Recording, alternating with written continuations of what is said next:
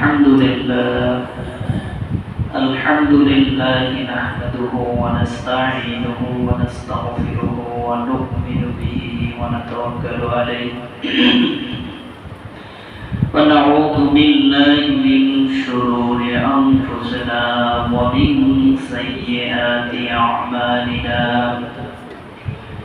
من يهد الله فلا مضل له ومن يضلله فلا هادي له ونشهد أن لا إله إلا الله وحده لا شريك له ونشهد أن سيدنا وحبيبنا ومولانا محمدا عبده ورسوله أرسله بالحق بشيرا ونذيرا وداعيا إلى الله بإذنه وسراجا وقمرا منيرا وقد قال الله تعالى في كلامه المجيد وفرقانه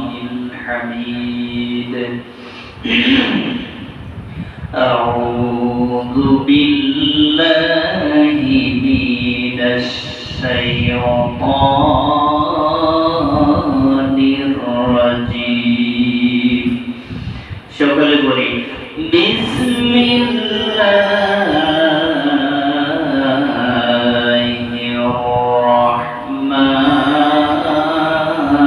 الرحمن الرحيم وللإيمان بالله ورسوله قيل ثم ماذا قال الجهاد في سبيل الله قيل ثم ماذا قال الحج مبرور متفق عليه إن الله وملائكته يصلون على النبي يا أيها الذين آمنوا صلوا عليه وسلموا تسليما اللهم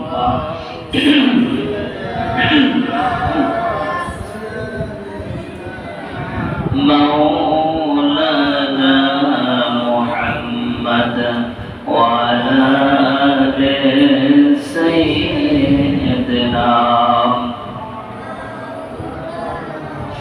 محمد اللهم صل على سيدنا مولانا محمد وعلى آل سيدنا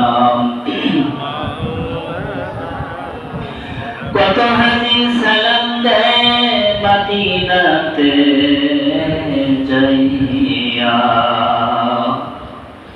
কত আশিক সালাম দেয় রওজার সামনে দাঁড়াইয়া মোরা দুঃখী সালাম দেই বাংলার জমিনে বসিয়া আল্লাহুম্মা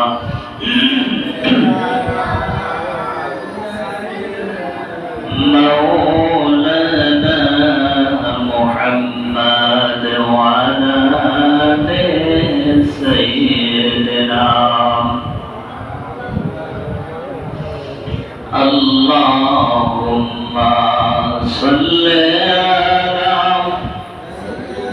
سيدنا مولانا محمد وعلى سيدنا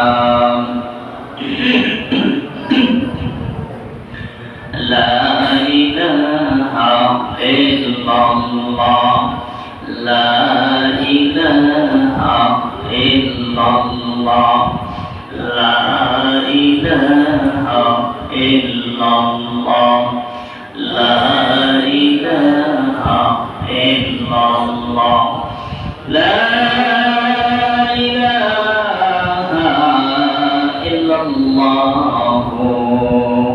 মুহাম্মাদুর রাসূলুল্লাহ সাল্লাল্লাহু আলাইহি ওয়াসাল্লাম।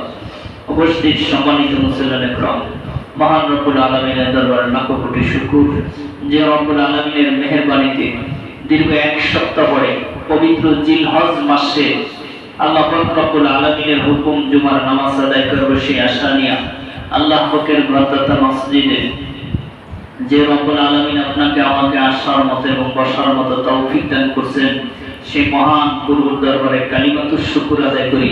জোরে বলি আলহামদুলিল্লাহ। বন্ধুরা, আমার হজ্জের মাস জিলকদ, জিলহজ, পৃথিবীর বিভিন্ন জায়গা থেকে লক্ষ লক্ষ হাজী সাহেবানরা হজ্জে বাইতুল্লাহর উদ্দেশ্যে কেউ রওনা দিয়েছেন, কেউ বা প্রস্তুতি গ্রহণ করতেছেন। আল্লাহ তাদেরকে কবুল করছেন। লক্ষ লক্ষ টাকা খরচ করে তারা হজ্জে বাইতুল্লাহ যাইতেছেন। আল্লাহ আমাদেরকে তৌফিক দান করেন নাই বলে আমরা যাইতে পারি নাই। বাংলার জমিনের এক কানায় বসে ভাঙ্গা মসজিদে দুরূদ সালাম দিতেছি, রাসূলের আদর্শ, রাসূলের সুন্নাহ মোতাবেক জীবন গড়ার চেষ্টা করতেছি। আশা করা যায় আমাদের এই টুটাফাটা ছোট ছোট আমলগুলোকে আল্লাহ কবুল করে আল্লাহর প্রিয় বান্দা জনাব রাসূলুল্লাহ সাল্লাল্লাহু আলাইহি সাল্লামের খাঁটি উম্মত হিসেবে কিয়ামতের ময়দানে কবুল করবেন। সকলে বলি আমিন। আল্লাহ যদি তৌফিক দান করেন, সম্পদ লাগে না। আমি বহুত উদাহরণ আপনাকে দিছি, বিনা সম্পদও আল্লাহ কবুল করলে বাইতুল্লাহ তাওয়াফ করতে যে কোনো সিনে যাইতে পারে, ঠিক না? আল্লাহর কাছে চাইতে হবে। আমরা বলি আল্লাহ তুমি সকলকে, প্রতিটা মুসলমানের সন্তানকে আল্লাহ হজ্জে বাইতুল্লাহর জন্য কবুল করো। সকলে বলি আমিন। এই হজ্জের ইতিহাস, হজ পৃথিবীর বুকে সর্বপ্রথম শুরু হয় আমাদের আদি পিতা হযরত আদম আলাইহিস সালাম থেকে। উনি পৃথিবীর বুকে আসার পরে এই বাইতুল্লাহ ঘর নির্মাণ করেন। নির্মাণ করার পর আল্লাহ তাকে অর্ডার দিয়েছেন, তুমি এই বাইতুল্লাহকে তওয়াফ করো। এরপর পালাক্রমে সময় বিবর্তনে হযরত নূহ আলাইহিস সালামের জমানায় বন্যা হয়েছে। এই বন্যার সময় আল্লাহ পাক রব্বুল আলামিন বাইতুল্লাহ উঠাইয়া নিয়ে গেছে। এই নূহ নবী আলাইহিস সালাম থেকে আমাদের জাতির পিতা ইব্রাহিম আলাইহিস সালাম পর্যন্ত এই দীর্ঘ কয়েকশো বছর পর্যন্ত বাইতুল্লাহ এইভাবে দুনিয়ায় ছিলেন না। আল্লাহ পাক রব্বুল আলামিন ইব্রাহিম আলাইহিস সালামকে 30টার অধিক পরীক্ষা করছেন, যেই পরীক্ষার কথা পবিত্র কালামুল্লাহ শরীফে আল্লাহ উল্লেখ করছেন। এই পরীক্ষাগুলো করার পরে আল্লাহ যেহেতু প্রিয় বান্দা হিসেবে খলিলুল্লাহ উপাধি দিয়া মুসলমানের জাতির হিসেবে, পিতা হিসেবে ঘোষণা দিয়েছেন, ইব্রাহিম আলাইহিস সালাম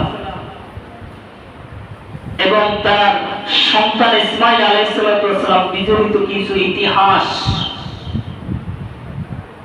মা হাজরা আলাইহিস সালাম এবং বাবা আদম আলাইহিস সালাম এবং হাওয়া আলাইহিস সালামের ইতিহাস সম্বলিতই স্ট্রাকচার তৈরি হয়েছে হজের।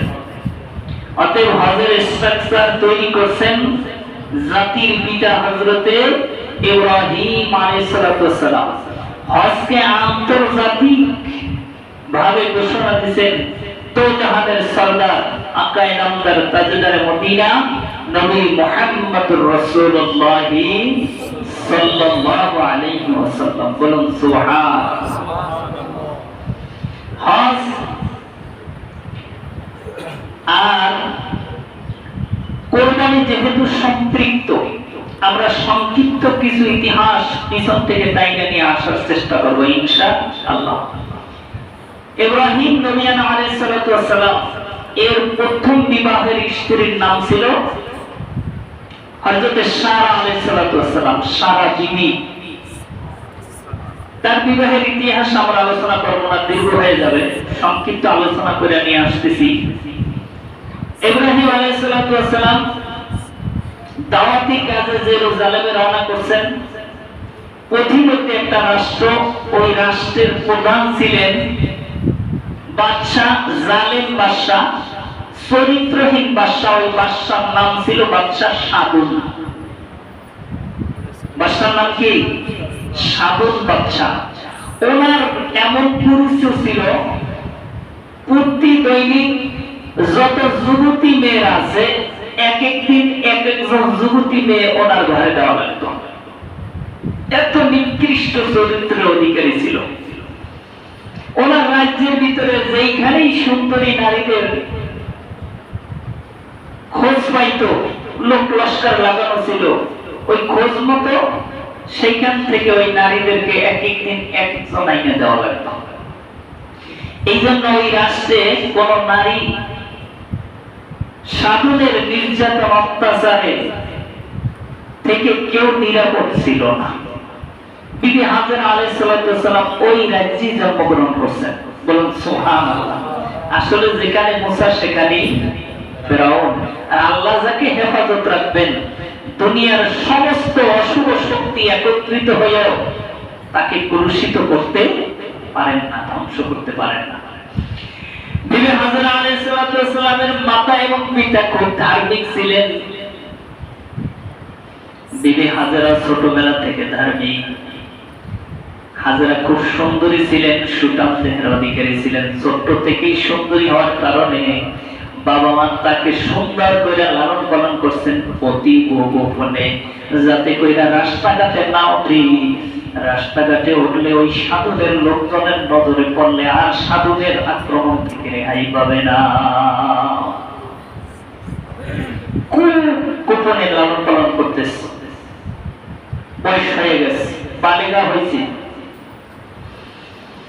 মার কাছে আবদার করছে, মা বাৎসরিক যে মেলা হয়, আমি একটু মেলায় যাব। মা সন্তানের কোথাও নেয় না, আবদার মিটানোর জন্য অন্ধকার রাত্রিতে একটু মেলায় নিয়ে ঘুরাই আনছে। কিন্তু আল্লাহর কি কারিশমা, সাধুদের ওই কুচক্রী মহলের নজরে হাজেরা বইরে গেছে। খোঁজ দিয়েছে বাদশা, এইরকম একজন সুন্দরীর খোঁজ পাওয়া গেছে। কোথায়? এতদিন আমার খোঁজ দাও না। বিভিন্ন কায়দায় খোঁজাখুঁজি করে তার বাড়ি বাইর করে হাজেরাকে আত্মসাৎ করার জন্য বিভিন্ন ভাবে চেষ্টা করতেছে, কতদিন আর বুঝাই রাখা যায়। একদিন ওই কুচক্রী মহলের খপ্পরে পড়ার দোষ শুরু করছে। হাজেরা চিন্তা করছে, আমার জীবন শেষ করে দিব, তবে আমার ইজ্জত আব্রুর আমি নষ্ট করব না। বলুন সুবহানাল্লাহ। পিছন থেকে লড়াইতেছে সাধুদের লস্কর, না হাজেরা দৌড়াইতেছে, দৌড়াইতে আর যখন তাকে সাধতে পারে না, পানির ভিতরে ঝাঁপ দিছে যে হয়তো আমি মারা যাব, নয়তো বা পানিতে ভাইসে অন্য জায়গায় চলে যাব। এই জালেম বাদশার এলাকায় আমি থাকবো না, এটা আমার মৃত্যু হয়ে যাও। কিন্তু যখন সাধনের এই লস্কররা হাজেরাকে ধরতে পারে নাই, স্রোতের দিকে নদীর সাইডে সাইডে হাঁটা শুরু করছে। আল্লাহর হুকুমে জেলেরা জাল পাচ্ছে, ওই জালের ভিতরে হাজেরা ধরা পড়ছে। নৌকায় করে জেলেরা কুলে নিয়ে আসছে, সাধুদের লস্কররা সেইখানে যায় উপস্থিত, তুলে নিয়ে গেছে। হাজেরা কান্নাকাটি করে, বিভিন্ন কায়দায় যত অনুনয় বিনয় করে, কিন্তু সাধন তো সারার লোক না।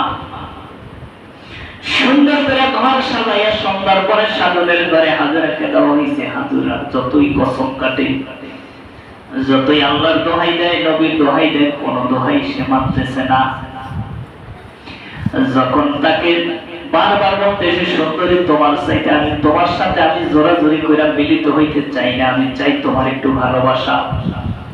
আমি তো জীবনে বহু নারী নষ্ট করছি, তুমি যদি আমারে ভালোবাসা দাও, আমি তোমাকে বিবাহ বন্ধনে আবদ্ধ করে তোমার সাথে মিলিত হব।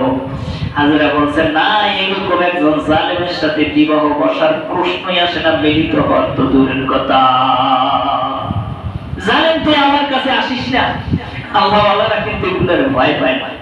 দেখেন না যে যত বড় ক্ষমতাওয়ালা হোক পিছনে ওই আলেমদেরকে গাইলে একেবারে শেষ করে যায়, সামনে গেলে হুজুর আসসালামু আলাইকুম দুলাও নয়, ঠিক না? আমার ভাইরা, আমার বন্ধুরা, হযরত দুনিয়ার শক্তিতে শক্তিমান না, ঈমানের শক্তিতে শক্তিমান। তুই যদি আমার দিকে সামনের দিকে অগ্রসর হও, আল্লাহর বিচার করবে। সাধু যখন সামনের দিকে অগ্রসর হওয়া ধরছে, হাজরা হাত বাড়াইয়া মালিকের দরবারে দরখাস্ত করছে, মালিক আমার ইজ্জত তোমার কুদরতি হাতে সুপর্দ করলাম। আল্লাহ তুমি আমার ইজ্জত নষ্ট করো না, এর চাইতে তুমি আমার দুনিয়াতে নিয়ে নাও। আল্লাহ গো, তোমার কাছে সবচাইতে বড় ক্ষমতাওয়ালা দুনিয়ার বাদশা হোক আর যাই হোক, তোমার চাইতে কেউ ক্ষমতাওয়ালা না, আমি তোমার কুদরতি হাতে সুপর্দ হইলাম। বাদশা সাধন যখন সামনের দিকে অগ্রসর হয়েছি, হঠাৎ ঝাপসা দেখা শুরু করছে। ঝাপসা দেখতে দেখতে চক্ষু জ্বালানো আরম্ভ করতে, আসতে সাধু অন্ধ হয়ে গেছে। বলুন সুবহানাল্লাহ। অন্ধ হয়ে খোঁজাখুঁজি করতেছে, কয় অন্ধ হয়েছে তাতে তোমার ছাড়বো না। বুঝতে পারছে এবার হাজরা কি জ্ঞানী লোক, তো যতই খারাপ হোক, কয় ঠিক আছে, মনে করছি তুমি খুব ভালো মানুষ, তোমার আরো এক সপ্তাহ সময় দিলাম, তুমি ভালো করে বুঝলো, আমার হাতে ধরা দাও, আমার জন্য তুমি দোয়া করো। দোয়া করলে আল্লাহ আমারে ভালো করবে, তোমারে আমি এই সুন্দর বাদশাহীর রানী বানাই তোমারে রাখবো, তোমারে আমি সম্মান দিব, ইজ্জত দিব। হাজরা বলেন, না তুই তো কুকুর, তোর সাথে আমার কোনোদিন মিল হবে না, তুই তো ঈমানহারা একজন কুকুর, নিকৃষ্ট। যারা পৃথিবীর বুকে ধর্ষণ করে, এদের চাইতে নিকৃষ্ট কুকুর আর দুনিয়া আছে। আমার ভাইরা, আমার বন্ধুরা, এক সপ্তাহ সময় হয়েছে, বারবার হাজরার কাছে খবর পাঠায়, বারবার হাজরার কাছে খবর পাঠায়, একটু দোয়া করতে বলো, আর তিনি রাজি আছেন কিনা একটু বলতে বলো। হাজরা দয়াশীল হয় না, কার মানুষগুলা যদি হাজরা খবর পাঠাইছে, সে যদি তওবা করে, আল্লাহর কাছে মাপ চায়, আমি দোয়া করতে পারি, দোয়া করলে হয়তো আল্লাহ তার চক্ষু ফেরাই দিবে, কিন্তু জীবনে আর কোনোদিন সে অন্যায়ের সাথে সামিল হইতে পারবে না। জীবনে আমি তো দূরের কথা, কোনো মহিলার সে নষ্ট করতে পারবে না, এই ব্যাপারে তার ইরাদা করতে হবে। সাতু করতে তওবা করছে, হাজরা দোয়া করছে, আল্লাহ পাক রব্বুল আলামিন মাফ করে তার চক্ষু ভালো করে দিয়েছে। বলুন সুবহানাল্লাহ। নবীর মা, ভাবি নবীর মা, একজন নবীর স্ত্রী। আমার ভাইরা, আমার বন্ধুরা, আল্লাহ পাকের হুকুমে ওই রাষ্ট্রের পাশ দিয়ে ইব্রাহিম আলাইহিস সালাম এবং বিবি সারা এই যে ফিলিস্তিনের দাওয়াত দেওয়ার জন্য রওনা করছে। প্রতিমধ্যে যাইয়া ইব্রাহিম আলাইহিস সালাম খবর পাইছে এই দেশের বাদশার চরিত্র ভালো না, সুন্দরী নারী পাইলে সে অবশ্যই ওই নারীদেরকে নিয়ে যায়। ইব্রাহিম আলাইহিস সালামের স্ত্রী, প্রথম স্ত্রী বিবি সারা, তিনিও খুব সুন্দরী ছিল, ওই রাজ্যের ভিতরে শ্রেষ্ঠ সুন্দরী ছিলেন। ইব্রাহিম আলাইহিস সালাম দিশেহারা হইয়া তার সাথে যে সাফানা ছিল, সুন্দর করে একটা বাক্স বানাই ওই বাক্সের ভিতরে বিবি সারারে ঢুকাইয়া মাথায় নিয়ে রওনা করছি। সুবহানাল্লাহ। কিন্তু আল্লাহর খেলা তো অনেক সময় কষ্ট দিয়েও ভালোর পথ খুইলা দেয়। যখন সীমানায় গেছে, সাধনের লস্কররা সংগ্রহ করছে, তুমি কে, কোথায় যাবা? আমি একজন পথিক, রওনা করছি। কয় তোমার মাথায় কি? আমার প্রয়োজনীয় জিনিস। মিথ্যা হয়েছে? কয় না তোমার ছাড়া যাবে না, কয় না দেখানো যাবে না। অনেক জোরাজোরির পর জোরপূর্বক যখন ওই বাক্স খুলছে, নামায়া বাক্সের ভিতরে যে সুন্দর একজন নারী বসা। বলুন সুবহানাল্লাহ। এই কাহিনী সবাই দরাদরি করে আবার সেই বাদশার দরবারে হাজির। তওবা কিন্তু এক সপ্তাহ আগে করছে, সুন্দরী নারী দেখে তওবার কথা আর মনে নেই। এই জন্য বলছে যে আল্লাহ হাবিব বলছিল যে দুনিয়ায় পাহাড় একটা সইরে গেছে, এইটা বিশ্বাস করো, কারণ চরিত্র ভালো হয়েছে, এই কথাটা বিশ্বাস করো না। ভালো হওয়া খুব মুশকিল, ভালো হয় কিন্তু খুবই কঠিন বিশ্বাস করা। যখন আমার বিবি সারা রাত দেখছেন আবার শুরু হয়ে গেছে, সুন্দর করে ঘর সাজাইয়ে সন্ধ্যার পরে যখন এই বিবি সারার ঘরে যাইবে তার সাথে অন্যায় কাজ করার জন্য, উনি তো একজন নবীর স্ত্রী, বলছে খবরদার তুই সামনের দিকে অগ্রসর হবি না, সামনের দিকে অগ্রসর হলে তোর 5 জমিনে আটকাইয়া যাবে। বিবি সারা বলার সাথে সাথে সাধুদের 5 জমিনে আটকাইয়া গেছি। চেষ্টা করে সামনে যাইতে পারে না, পিছনে যাইতে পারে না, শরীরে যন্ত্রণা শুরু হয়ে গেছে। আল্লাহ গজব বুঝতে পারছেন। সংক্ষিপ্ত আমি কথা বলতেছি, অনেক ইতিহাস আছে, ইতিহাস বলতে গেলে অনেক সময় লাগবে। পরবর্তীতে খোঁজ জানতে বিবি সারা বলছে তুই আমার দিকে হাত বাড়াও, কোন সাহস করে? তুই জানোস নি আমার স্বামী কি? আমার স্বামী সাধারণ দুনিয়ার একজন মানুষ না, আমার স্বামী হইল আল্লাহ পাক রব্বুল আলামিনের পক্ষ থেকে প্রেরিত একজন নবী। বলুন সুবহানাল্লাহ। যন্ত্রণা সহ্য না করতে পারা তওবা পিছনে করছিল, আবার ভুল করছে। এইবার ইব্রাহিম আলাইহিস সালামের কাছে তওবা করে একেবারে মুসলমান হয়ে গেছে। বিবি হাজরাকে ইব্রাহিম আলাইহিস সালামের সাথী বানায় তার সাথে নিয়ে গেছে। বলুন সুবহানাল্লাহ। ইব্রাহিম আলাইহিস সালাম তার স্ত্রী বিবি সারা, হাজরা ছিলেন তাদের সাথী, দাসী হিসাবে। হাজরাকে তারা সাথে করে নিয়ে গেছে। হাজরা উভয় নবী এবং তার স্ত্রীর খেদমত করতেছে। ইব্রাহিম আলাইহিস সালামের বয়স হয়েছে 100, বিবি সারার বয়স 90। এখন পর্যন্ত কোন সন্তান আল্লাহ পাক দেন নাই। যাদের সন্তান হয় না তাদের তো খুব কষ্ট। আল্লাহ কান্দ সন্তান পায় না, কেউ সন্তান ফিরানোর চেষ্টা করে, ফিরাইতে পারে না। দেওয়া মালিক কে? ইব্রাহিম আলাইহিস সালাম 100 বছর বয়সে দোয়া করছে, আল্লাহ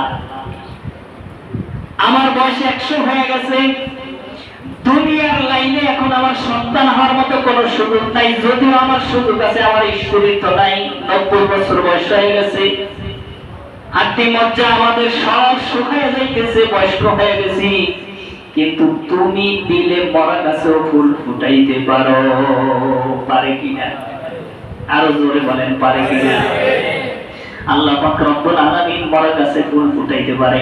ইব্রাহিম আলাইহিস সালাম এবং সারা আলাইহিস সালাম ওই দোয়া করতেছে, কিন্তু সন্তান হইতেছে না। সারার মাথায় একটা চিন্তা আসছে, হয়তো দোষ মনে হয় আমার ভিতরে, আমার স্বামী তো এখনো সন্তান হইতে পারে, আমি তো মহিলা মানুষ, বয়স হয়ে গেছে, এখন তো সন্তান হওয়ার কোনো সুযোগ নাই। ইব্রাহিম আলাইহিস সালামের কাছে যায় প্রস্তাব দিয়েছে, আল্লাহর নবী ইব্রাহিম আমি আপনার জন্য একটা রায়বারে নিয়ে আসছি, প্রস্তাব নিয়ে আসছি। আমাদের যে দাসী হাজেরা, হাজেরা তো সুন্দরীও যুবতীও, এটা তো আমরা কোথাও বিবাহ শাদীও দেই, বিবাহ দেওয়া তো আমাদের হক, বাহিরে বিবাহ দেওয়ার দরকার কি? এই সুন্দর চরিত্রের অধিকারী মেয়েটা আপনি নিজেই বিবাহ করেন। যেহেতু আমাদের ঘরে কোনো সন্তান নাই, আল্লাহ যদি হাজেরার ঘরে সন্তান দেয়, ওই একটা সন্তানের মুখের দিকে তাকাই আমরা দুনিয়ায় বসবাস করবো। বলুন সুবহানাল্লাহ। ইব্রাহিম আলাইহিস সালাম কয় না, এটা হয় না, অবশ্যই করতে হবে। হাজেরার কাছে প্রস্তাব দিয়েছে, হাজেরা বলেন আমি তো দাসী, একজন নবীর স্ত্রী হওয়া এটা আমার পক্ষে সম্ভব না, তারপরে আপনারা যেটা করেন।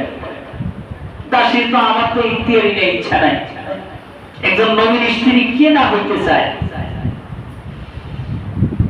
যখন হাজেরার মাথা, হাজেরার খুব সারা বিবি বোঝাইয়া সোজাইয়া, বোন তুমি তো আমার বোনের মতোই, কোনোদিন আমাদের ভিতরে সমস্যা হবে না। ইব্রাহিম আলাইহিস সালাম তো আল্লাহর নবী, অনেক চিন্তা করে, শুধু অনেক দূরদর্শী চিন্তা। কয় সারাদিন তুমি যেই চিন্তা করতেছো, কয়েকদিন পরেই সমস্যা হবে। কি সমস্যা? তোমার ভিতরে তো হিংসা আইসা যাবে। সব সহ্য করতে পারলে মহিলারা কিন্তু সতীন সহ্য করতে পারে না, তাতে নবীর স্ত্রী হোক আর যাই হোক। ইব্রাহিম আলাইহিস সালামকে সুন্দরভাবে বিবি সারা বুঝায়, হিংসা করবা আমি, রায়বাড়ি তো আমিই করতেছি, সমস্যা কি আপনার? আল্লাহ পাক রব্বুল আলামিন জিবরাইলের পাঠাই দিয়েছে। আল্লাহ নবী জিবরাইল, আল্লাহর হিকমত আছে এর ভিতরে। বিবি সারা যেই প্রস্তাব দিছে, আপনি রাজি হইয়া বিবি হাজেরাকে বিবাহ কইরা ফেলান। বলুন সুবহানাল্লাহ। বিবি হাজেরাকে যখন বিবাহ করছে, বিবাহ করার পরে হাজেরার গর্ভে সন্তান আসছে, সন্তান ভূমিষ্ঠ হয়েছে। আল্লাহর কি কারিশমা, এমনি টাইমে সারা বিবির গর্ভে সন্তান আসছে। এই 90 বছরের সন্তান হয় না, বিবি হাজেরারে আল্লাহ সন্তান দিতে, সাথে সাথে সারা বিবির গর্ভে আল্লাহ সন্তান দিয়েছে। ইব্রাহিম আলাইহিস সালামের 2 সন্তান বিবি হাজেরার ঘরে যে জন্মগ্রহণ করছেন, তার নাম হলো হযরত ইসমাঈল আলাইহিস সালাম। এই ইসমাঈল আলাইহিস সালামের বংশধর থেকে আসছেন আমাদের নবী মুহাম্মদুর রাসূলুল্লাহ সাল্লাল্লাহু আলাইহি ওয়াসাল্লাম। আর সারা বিবির গর্ভে যে সন্তান ভূমিষ্ঠ হয়েছে, তার নাম হলো হযরত ইসহাক আলাইহিস সালাম। তিনি নবী ছিলেন। শুধু তিনি নবী না, এই ইব্রাহিম আলাইহিস সালামের ছেলে ইসহাক তিনি নবী। ইসহাক আলাইহিস সালামের সন্তান ইয়াকুব আলাইহিস সালাম তিনিও নবী। ইয়াকুব আলাইহিস সালামের সন্তান হলো হযরত ইউসুফ আলাইহিস সালাম, তিনিও নবী। বলুন সুবহানাল্লাহ। এর বংশধর থেকে হাজার হাজার নবী আসছে, কিন্তু ইসমাঈল আলাইহিস সালামের বংশ থেকে ইসমাঈলের পরে দ্বিতীয় নবী আসছে, আখির জামানার নবী, নবী মুহাম্মদুর রাসূলুল্লাহ সাল্লাল্লাহু আলাইহি ওয়াসাল্লাম। সন্তান হইছে, সতীনের নিজের হইছে, শুরু হয়ে গেছে। আর হাজেরার ভালো লাগে না, নির্যাতন যত আছে শুরু করছে। হাজেরা সমস্ত নির্যাতন গুলা সহ্য করতেছে, যা প্রয়োজন না তাও করায়, যা বলার দরকার না তাও বলতেছে। যত কষ্ট দিতেছে হাজেরা জবাব দেয় না। সে বলছে আমার বোন তার স্বামীর ভাগ দিছে, অধিকার দিছে, এটি তো অনেক বেশি, আমি তো নির্যাতিত হবারই কথা। ধৈর্য ধারণ করতেছে। এমন এক সময় যত ধৈর্য ধারণ করে, ইব্রাহিম বুঝায়, ইব্রাহিমের কথা শুনে না। কি করবে দিশেহারা ওই হাজেরা বুঝাইতেছে। হাজেরা বলে, স্বামী আপনি কষ্ট পাইয়েন না, আমার যত নির্যাতন করে এই নির্যাতন আমি সহ্য করার তৌফিক আল্লাহ দিছে। আল্লাহর কাছে দোয়া করেন আরো নির্যাতন যেন আমি সহ্য করতে পারি। তিনি জবাব দেয় না। এমন এক সময় আসছে, বিবি সারা নির্যাতন করা পর্যন্ত শেষ ক্ষান্ত হয় না। বলছে না, আর বাড়িতে রাখাই যাবে না, তারে বনবাসে দিয়ে আসতে হবে। আর বনবাসে কোথায় দিয়ে আসবা? এমন এক জায়গায় দিয়ে আসতে হবে যেখানে মানুষ নাই, বাড়িঘর নাই, জঙ্গল নাই, যেখানে খাবারের কোনো ব্যবস্থা নাই, খাবারও দিয়ে আসতে পারবো না। ওই জায়গায় যাইয়া এই হাজেরা এবং ইসমাঈলকে রাইখা আসবা। বলুন সুবহানাল্লাহ। ইব্রাহিম আলাইহিস সালাম চোখের পানি ছাড়া এটা কি করলা সারা, এটা কি মানা সম্ভব? হাজেরা তো ইচ্ছা করে আমার সাথে বিবাহ বসে নাই। হাজেরা নাই বাড়িতে তুমি নিজে করছো। যত নির্যাতন করো হাজেরা তো কোনোদিন জবাব দেয় না। তারপরে এত নির্যাতন কেন, এত নিষ্ঠুর কেন হইছো? জিবরাইল এসে বলে, আল্লাহ নবী ইব্রাহিম সারা বিবি যেটা করে ওইটি আপনি সম্মত হন, আল্লাহর হিকমত আছে। বলুন সুবহানাল্লাহ। ইব্রাহিম আলাইহিস সালাম ছোট্ট সন্তান, নাবালক সন্তান ইসমাঈল আলাইহিস সালামকে বিবি হাজেরাকে সাথে নিয়ে রওনা দিয়েছে। কোথায় যাইবে তিনি নিজেও জানেন না। যাই মানুষজন আশেপাশে দেখে, এরিয়ার ভিতরে মানুষ দেখে রাখতে চায়। জিবরাইল কয় না, এখানে রাখা যাবে না, সামনে অগ্রসর হন। এইরকম করতে করতে করতে করতে বর্তমান যেখানে বাইতুল্লাহ, ওইখানে তাকায় দেখে চতুর্পাশে কোনো ঘর দুয়ার নাই, শুধু মরুভূমি আর পাহাড় ছাড়া আর কিছু নাই। ইব্রাহিম আলাইহিস সালাম মা হাজেরা আলাইহিস সালামকে সেইখানে রাইখা যাওয়ার অনুমতি আসছে। জিবরাইল বলছেন, এইখানে আপনার হলো ঠিকানা। সেইখানে বিবি হাজেরারে এবং সন্তান ইসমাঈল নাবালক সন্তানের রাখছে এক মস্ক পানি। আগে মস্কগুলা দেখছেন, চামড়া ছিল, এরকম ছোট্ট মস্ক, দেখায় মোবাইলে মাঝে মাঝে এখন। আর 3টা খেজুর মাত্র। এইটা দিয়ে ইব্রাহিম আলাইহিস সালাম ঘোড়া থেকে উটের পিঠ থেকে নামেন না। কেন? সারা নিষেধ করছেন, যেখানে যাবেন রাইখে আসবেন, আবার মায়ায় পড়ে সেইখানে থাকেন না, রাইখে আসবেন। আপনি উটের পিঠ থেকে নামতে পারবেন না, তাদেরকে রাইখা চলে আসতে হবে। আল্লাহ অর্ডার করছে, নবী সারা যেইভাবে বলে আপনি সেইভাবেই করেন, আল্লাহর হিকমত আছে। ইব্রাহিম আলাইহিস সালাম বিবি হাজরা এবং সন্তানের সেইখানে রাইখা সালাম দিয়ে পিছনের দিকে ফিরে রওনা করছি। হাজরা এতটুকু চোখের পানি ছাইরা ডাক দিছে, আল্লাহর নবী ইব্রাহিম, আমি না হইলে পর, কিন্তু এই সন্তানটা আপনার অগ্রজন সন্তান। চতুর্পাশে কিচ্ছু নাই, ধুধু মরুভূমি, বালু আর কণা, আর পাহাড় ছাড়া কিচ্ছু দেখা যায় না, খাবারেরও ব্যবস্থা নাই। ইব্রাহিম, আপনি যে এখানে আমাদেরকে রাইখা যাইতেছেন, এটা কি আল্লাহর হুকুম? ইব্রাহিম আলাইহিস সালাম চোখের পানি ছাইরা আসমানের দিকে ইশারা দিয়ে কয়, হাজরা গো, এটা আমার ইচ্ছা, এটা আল্লাহর হুকুম। চোখের পানি ছাইরা ইব্রাহিম রওনা করছে। হাজরা সেইখানে ছোট্ট নাবালক সন্তান নিয়ে বসে বসে কাঁদতেছে। কোথায় যাইবে, যাওয়ার তো জায়গা নাই। একটা এক মহিলা, শত শত মাইলের ভিতরে কোনো মানুষ নাই। অন্যায় তো করবো না, স্বামীর ভাবে তো চাই নাই, স্ত্রী জোর করে তারা বিবাহ বসাইছে, বিবাহ দিছে, নির্যাতনের পর নির্যাতন সহ্য করে কোনোদিন জবাব দেয় নাই। এরপর আল্লাহ পাকের কি পরীক্ষা! ও আল্লাহ পাকের বান্দারা যারা দুনিয়া আল্লাহর বন্ধু হইতে চায়, আল্লাহর প্রিয় হইতে চায়, অনেকে বলে আমি নামাজ পড়ি, রোজা রাখি, আল্লাহর হুকুম মানি, পরের ক্ষতি করি না, এরপর আমার উপরে তো নির্যাতন কেন, আমার উপরে তো অন্যায় কেন? আমি কোনো কিচ্ছু করলাম না, দুনিয়া আল্লাহর হুকুমের অবাধ্য হলাম না, কারো ক্ষতি করলাম না, এরপর আল্লাহ পাক রব্বুল আলামিন এত আমার প্রতি অন্যায় চাপায় দেয় কেন, জুলুম চাপায় দেয় কেন, এত বিপদ আল্লাহ দেয় কেন? ভাই, আমাদের জাতির পিতা ইব্রাহিম আলাইহিস সালামের স্ত্রী বিবি হাজরা তো কোনো অন্যায় করেন নাই। আল্লাহ পরীক্ষা করার জন্য বড় হিকমা স্বরূপ তাকে এমন ভাবে দিয়ে রাখছি, এর চাইতে দুনিয়ার কষ্ট আর কিছু হইতে পারে না। নিজে একা হইতো, কান্দে কান্দে থাকতো, বাগে এলে খাইয়ে ফেলাইতো, কোনো সমস্যা নাই।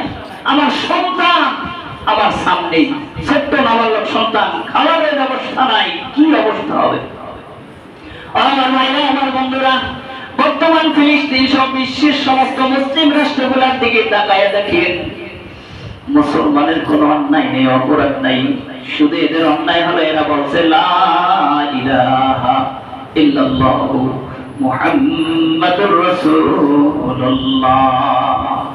আর কোন দ্বিতীয় অন্যায় নাই, কারো জমি দখল করে নাই, কারো ঘর বাড়ি দখল করে নাই, কারে গালিও দেয় নাই, বরঞ্চ মুসলমান রাষ্ট্রগুলায় আল্লাহ পাক রব্বুল আলামিন নিয়ামত সম্পদ দিয়েছে, এইগুলা নিয়ে বিধর্মীতে খায়। এরপর মুসলমান জুলুম করে কারো উপর দিয়ে জুলুম করে না, অত্যাচার করে না, নির্যাতিত হয়।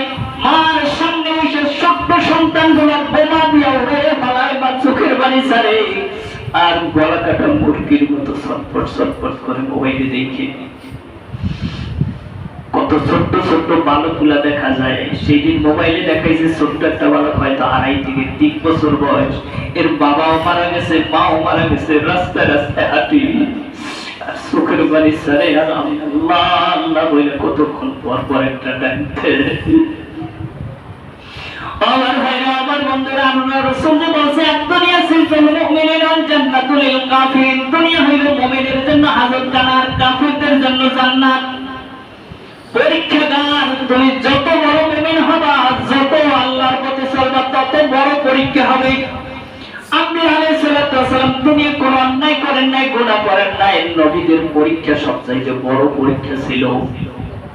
ইব্রাহিম আলাইহিস সালামকে আল্লাহ এরকম 30টা পরীক্ষা করছেন। যেই বাবা নিজের স্ত্রীর রাইখে গেছে, নিজের অবস্থা সন্তান রাইখে গেছে, তার মুখে কি কোনো কষ্ট নাই? শুধু চোখের পানি ছাড়ছে আর মালিকের হুকুম পালন করছে। এতটুকু বইলা রাখছে, মালিক তোমার অর্ডারে আমি রাইখে গেলাম, তোমার কুদরতিয়াতে রাইখে গেলাম, তুমি সবর করো।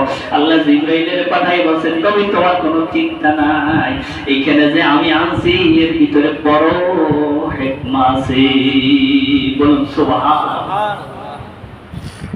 কি হিকমত আছে এটাও তো জানে না। ইব্রাহিম আলাইহিস সালাম যখন সন্তান স্ত্রীর রাইখে গেছে, 3 দিন হয়ে গেছে, 3টা খেজুর 3 দিনে খাইছে। পানি শেষ হয়ে গেছে, এখন মা না খাইলে সন্তান দুধ পাবে কোথায়? দুধ শুকিয়ে গেছে। ইসমাইল আলাইহিস সালাম চিৎকারের পর চিৎকার আরম্ভ করছে, মার সামনে গলা কাটা মুরগির মতো সন্তান চিৎকার মারে। ভাই ও বন্ধু, আগে ওয়াজ শুনছি বা নিজে পড়ছি যতটুকু বুঝি, এখন তো বাস্তবতা দেখি। যে মহিলা রাত্রে ঘুমাইলে হুঁশ থাকে না, মনে হয় সহির উপর দিয়ে ফালাইয়া দিলে নামায় খবর নাই, কিন্তু পাশে ছোট্ট একটা সন্তান যখন তার থাকে, দুধদার সন্তান, ওয়া করে একটা শব্দ করে, যে শব্দ পাশের থেকে চোখের নামায় শোনা যায় না, ওই ওয়া একটা শব্দের কারণে মায়ের ঘুম ভাঙে যায়। এটা হলো মা এবং সন্তানের মহব্বত। যে মা একটা মুরগির পায়খানা দেখলে চিৎকার মারে, বমি করে, সেই মায়ের কোলে সন্তান পায়খানা করে দেয়, মা ফালাই দেয় না। প্রস্রাব করলে বাবার কোলে থাকলে বাবা পায় তাড়াতাড়ি, তোমার সন্তান না আমার কাপড় নষ্ট করছি। ওই মা ভাত খাইতে বসে, সন্তান কোলের ভিতরে পায়খানা করে দিছে, মা বমিও করে না, সন্তানের ফালাই দেয় না, বাতের কোলের সামনে ঠেইলা যাইয়া ধুইয়া বইসা ওই সন্তানের সুবা দিয়ে বলে, বাবা পায়খানা করার সময় পাইলি না। ওই মা যখন বৃদ্ধ হয়ে যায়, মা যখন বয়স্ক হয়ে যায়, মা যখন পায়খানা প্রস্রাব ঘরে করা লাগে, ওই সন্তান মাকে বাড়ি দেয়, ওই সন্তান মায়ের ঘর থেকে তাড়াইয়া দেয়। মোবাইলে দেখা যায় বিভিন্ন জায়গায় মায়ের কিভাবে নির্যাতন করে, বাবার কিভাবে নির্যাতন করছে।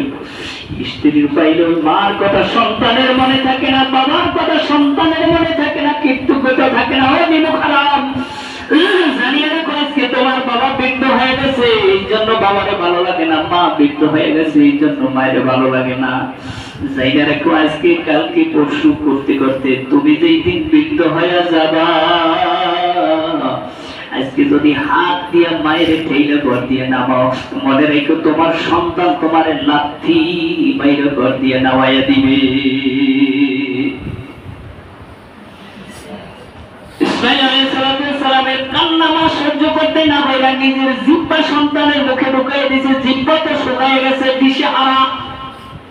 কি করবে? এই যে বর্তমানে সাফা এবং মারওয়া পাহাড়, ইন্না সাফা ওয়াল মারওয়াতা মিন শাআইরিল্লাহি ফামান হাজ্জাল বাইতা ওয়া ইতামারা ফালা জুনাহা আলাইহি আন ইয়াতাওয়াফা বিমা ওয়া মান তাতা খায়রান ফাইন্নাল্লাহা শাকিরুন আলীম। বলুন সুবহানাল্লাহ। সাফা এবং মারওয়া পাহাড় গেছে মা হাজরা আলাইহিস সালাম, দেখি একটু সন্তানের জন্য পাহাড়ের কোথাও একটু পানি পাইনি। পাহাড় খুঁজে সাফা পাহাড় খুঁজে, কিন্তু পানির সন্তান নাই। মারওয়া পাহাড় মাঝখানে, দুইটা পাহাড়ে একটু ফাঁকা জায়গা, বর্তমান তো বিল্ডিং করে দিছে সরকার, ফাঁকা জায়গা। মা হাজরা আলাইহিস সালাম নাই, বা চিন্তা করছে মারওয়া পাহাড়ে হয়তো পানি থাকতে পারে। যখন জমিনে নামছে একটু নিচু হয়ে গেছে, ওইখান থেকে জমজম পুকুর, বর্তমান জমজম পুকুর ওইখানে একটুখানি দূর, এই আর ওই রাস্তা। যখন দেখা যায় না, সেইখানে দেখে একটু মা হাজরা আলাইহিস সালাম দৌড় দিছে, দৌড় দিয়া পাহাড়ের কাছে গেছে। পাহাড়ে উঠলে তো সন্তান দেখা যাইব, যার পানির ব্যবস্থা করতে আসছি তিনি যদি দুনিয়ায় না থাকে, আমি আর পানি দিয়া কি করব? আপনার বাবা যদি অসুস্থ হয় বা সন্তান যদি অসুস্থ হয়, বাড়ির থেকে ডাক্তার আনার জন্য বাজারে যান, গাড়িতে যাইবেন, টাকা দিবেন, কথা বলবেন, ওষুধ নিবেন, কিন্তু একটা মুহূর্তের জন্য বাবারে বলা যায় না, সন্তানেরে বলা যায় না আমি যাইয়া পাই কিনা, দুনিয়ায় পয়সা থাকে কিনা। মা হাজরা আলাইহিস সালাম পাগলের মতো মারওয়া পাহাড়ে যাই আবার খোঁজাখুঁজি, খুঁজে যখন পাই নাই, চিন্তা করছে মারওয়া সাফা পাহাড়ে হয়তো কোনো জায়গায় ফাঁক হয়েছে, ওই জায়গায় পাইতে পারি। আবার সাফা পাহাড়ের দিকে রওনা করছে, ঠালা জায়গায় যাই আবার একটু দৌড় দিছে। এইবার 7টা চক্কর দিছি। আল্লাহ পাক রব্বুল আলামিনের কাছে এই 7টা চক্কর পছন্দ হয়ে গেছে। এই জন্য উম্মতে মুহাম্মাদিরা যারাই হজ করবি, সাফা এবং মারওয়ায় 7টা চক্কর দেওয়া তাদের জন্য আল্লাহ ওয়াজিব কইরা দিয়েছে। বলুন সুবহান। 7টা চক্কর দেওয়ার পর এখন থেকে সন্তানের আর খবর নাই, আলাপ পায় না, কান্না শব্দ তো নাই, হাত পা নাড়তে একটু এইটাও নাড়ে না, হাত পা ছাইড়া দিয়েছে হাজরা আলাইহিস সালাম। কি হয়েছে? সন্তান আমার মনে হয় দুনিয়ায় নাই, থাকার কথা না। দৌড় দিছে, দৌড়ে কাছাকাছি আইসা দেখে সন্তান খেলা করে, বলুন সুবহান। সন্তানের পায়ের কাছে পানি। জিবরাইল আলাইহিস সালাম দাঁড়ানো, জিবরাইল পরিচয় দিয়া হাজরা আলাইহিস সালামকে বলছে, হাজরা গো নেও, এইটা দুনিয়ার সাধারণ পানি না, এইটা হইল জমজম রূপের পানি, এইটার নহর আল্লাহ পাক রব্বুল আলামিনের জান্নাত থেকে আসছে, বলুন সুবহানাল্লাহ। চতুর্পাশে বেড়া দাও, নসেদ পানি তলায় পৃথিবী তলায় যাবে। চতুর্পাশে বেড়া দিছে, হাজারার হাতে খেজুর দিছে, এই খেজুর খাবা আর বীজ রোপণ করবা। আল্লাহ পাক রব্বুল আলামিন বীজতে এইখানে গাছ দিবে, গাছ হবে। আর এইখানে দেখবে এই পানির কারণে হাজার হাজার বণিকেরা এইখানে আইসা বাড়িঘর করবে। প্রত্যেকের কাছ থেকে তুমি জিজিয়া নিবা, কর নেবা, এইখানে ব্যবস্থা হয়ে যাবে, বলুন সুবহানাল্লাহ। অনেকদিন হয়ে গেছে, ইব্রাহিম আলাইহিস সালাম সন্তানের চিন্তা। বিবি সারাকে বইলা টইলা যে আমি একটু দেখে আসবো, এখন তো নাই, থাকার কথা না, পানি রেখে আসি এক মস্ত আর 3টে খেজুর, এতে তো বাইসে থাকার কথা না, তারপর একটু যাই, একটু মনে সান্ত্বনা দিয়ে দেখে আসি। সন্তান তো আবার হাজারে না হইলে অপরের মেয়ে। ইব্রাহিম আলাইহিস সালাম আসছেন। ইব্রাহিম আলাইহিস সালাম আসার আগে এইদিকে আল্লাহ পাকের কারিশমা, ওর কিছু দূর থেকে মানুষ বাণিজ্য করার জন্য রওনা করছে। তাদের পানি ফুরিয়ে গেছে, পানি শেষ হয়েছে, পানির সন্ধান পায় না। বণিকের যে সর্দার পায়, দেখা যায় ওইখানে পাখি উঠতেছে, পানির ব্যবস্থা সেইখানে মনে হবে। কাছাকাছি আসছে, দেখে ছোট্ট একটা নাবালক শিশু, একটা মহিলা। ইতিহাস জিজ্ঞাসা করছে, তারা বলছে যে আমাদেরকে একটু পানির ব্যবস্থা করেন। হয়তোবা সমস্ত কাহিনী শুনে মনে করছে এখানে বড় একটা আল্লাহ পাকের কুদরত আছে। তারা বলছে, মা আপনাকে আমরা জিজিয়া দিব, কর দিব, আপনার কামাই করার দরকার নাই, আমাদেরকে এখানে থাকার ব্যবস্থা কইরা দেন, বলুন সুবহানাল্লাহ। 5 বছর পর ইব্রাহিম আলাইহিস সালাম আসছে। অনেক দূর থেকে, মনে তো চিন্তা আর পাবো না, খোঁজাখুঁজি, কিরে ওইখানে এইরকম বাগান দেখা যায়, মানুষজনের খোঁজ, যাই দেখি ওইখানে যাই জিজ্ঞাসা করে দেখি। ইব্রাহিম আলাইহিস সালাম সেখানে যাই যখন উপস্থিত হয়েছে, নবীদের চেহারা তো দেখে লোকজন ঠিক পাইছে। লোকজনের কাছে জিজ্ঞাসা করছে, ভাইজান তোমরা এখানে কত বছর আসছো, কি খবর, কিরকম আসলা, পানি কোথা থেকে আসলো? বলাবলির পরে কয়, সেই মহিলা কই, সন্তান কই? ইব্রাহিম আলাইহিস সালামের বিবি সারা এবার বইলা দিছে, যাও তুমি যাইতে পারো, কিন্তু নামতে পারবা না, দেখা এসে বলো। ইব্রাহিম আলাইহিস সালাম বিবি সারাকে দেখা, এই হাজরাকে দেখা কথাবার্তা বইলা, ইব্রাহিম ইসমাইল আলাইহিস সালামকে দেখা আদর টাদর কইরা আবার চলে গেছে।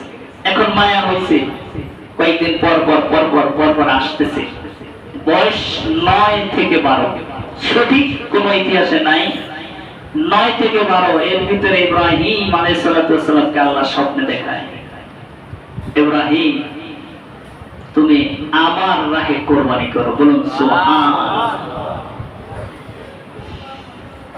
বন্ধুরা আমার, এই কোরবানি এবং হজ ফরজ হয়েছে নবী মুহাম্মদ রাসূলুল্লাহ সাল্লাল্লাহু আলাইহি সাল্লাম থেকে। এই বাইতুল্লাহ নির্মাণের কথা ইতিহাস আমরা আগামী সময় বলবো, যেহেতু শুরু করলে অনেক সময় লাগবে, এই জন্য সেই ইতিহাসে যাব না। হজ ফরজ হয়েছে নবী মুহাম্মদ রাসূলুল্লাহ সাল্লাল্লাহু আলাইহি সাল্লামের উপরে 9ম হিজরিতে। কত হিজরি? 9ম হিজরি। আল্লাহ হাবিব জীবনে একবার হজ করেছেন, সেইটাকে বিদায় হজ নামে পরিচিত, আমরা সবাই জানি বিদায় হজ নামে পরিচিত। বিদায় হজের ভাষণ আল্লাহ হাবিব সাল্লাল্লাহু আলাইহি সাল্লাম দিয়েছেন। এই একবারই হজ ফরজ হওয়ার পরে, হজ প্রথম 9ম হিজরিতে ফরজ হয়, সেই বছর আল্লাহ হাবিব হজ করেন নাই, সেই বছর আমিরে হজ বানাই দিয়েছেন সিদ্দিক আকবর আবু বকর সিদ্দিক রাদিয়াল্লাহু তাআলা আনহুকে। কারণ মুহাদ্দিসিনে কিরাম লিখছেন, কারণ এর পূর্ব জমানা থেকে বাইতুল্লাহ মানুষ হজ করত, কাফেররাও করত, তারা করত উলঙ্গ অবস্থায়।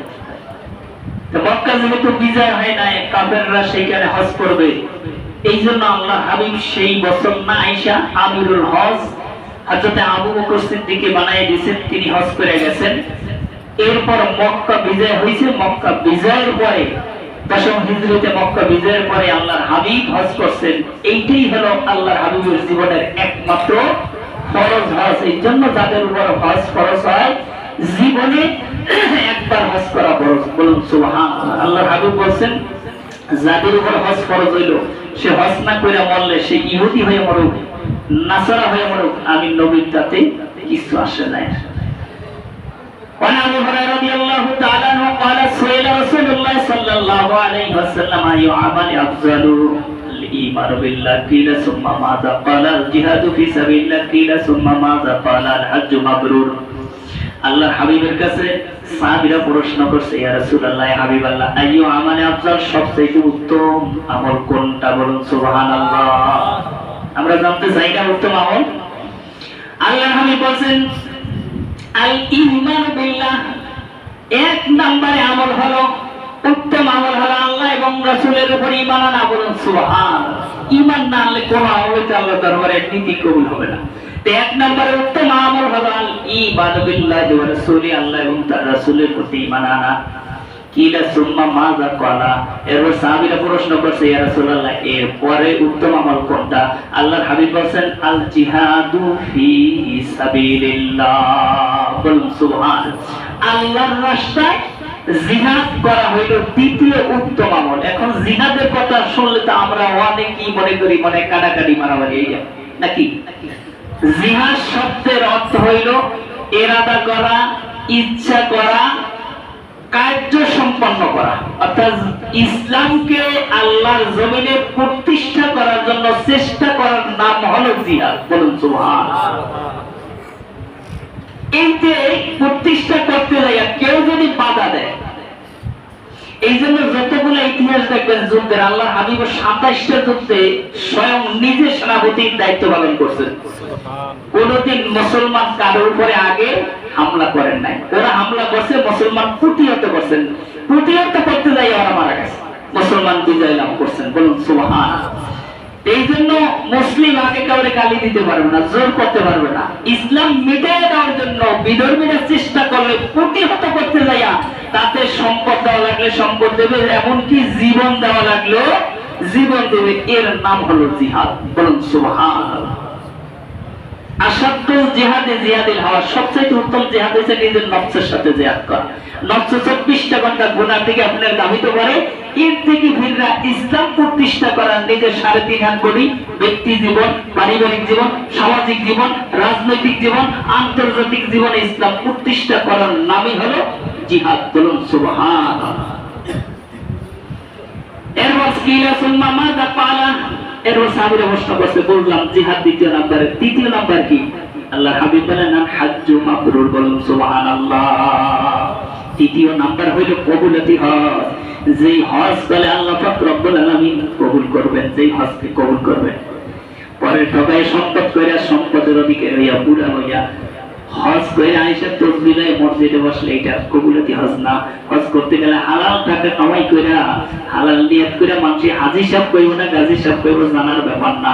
আল্লাহর হুকুম, আল্লাহর রাস্তায় হজ্জে বাইতুল্লাহ কইরা তওয়াফ কইরা যদি আসতে পারে, আল্লাহ যদি ওই ব্যক্তির হজ কবুল করে, আল্লাহর হাবিব সাল্লাল্লাহু আলাইহি সাল্লাম বলেন আল হাজ্জু মাবরুর লাইসা লাহু জাযাউ ইল্লা ফিল জান্নাহ। হজ্জে মাবরুরের জন্য প্রতিদান হলো একমাত্র জান্নাত। মান হাজ্জা লিল্লাহ ফালাম ইয়ারবাস ফালাম ইয়াফসুক কাইওয়ামে ওয়ালাদাতুহু উম্মুহু। রাসূল বলেন কেউ যদি হজ করতে যায় অন্যায় অপরাধ করবে না, যেটা নিষিদ্ধ কাজ এগুলা না কইরা যদি হজ্জে মাবরুর করে আসতে পারে, আল্লাহ রাসূল বলেন যেইভাবে সন্তান মায়ের গর্ভ থেকে ভূমিষ্ঠ হইলে তার আমলে কোনো গুনাহ থাকে না, আল্লাহ এইভাবে বেগুনাহ মাসুম কইরা তারে জমিনে পাঠায়। বলুন সুবহানাল্লাহ। এজন্য হজ করে আসলে 40 দিন পর্যন্ত হাজীদের দোয়া আল্লাহ কবুল করে। আসুন আল্লাহ হজ্জে মাবরুর সকলকে করার তৌফিক দান করুক। আমিন। ওয়া আখিরু দাওয়ানা আলহামদুলিল্লাহি রাব্বিল আলামিন।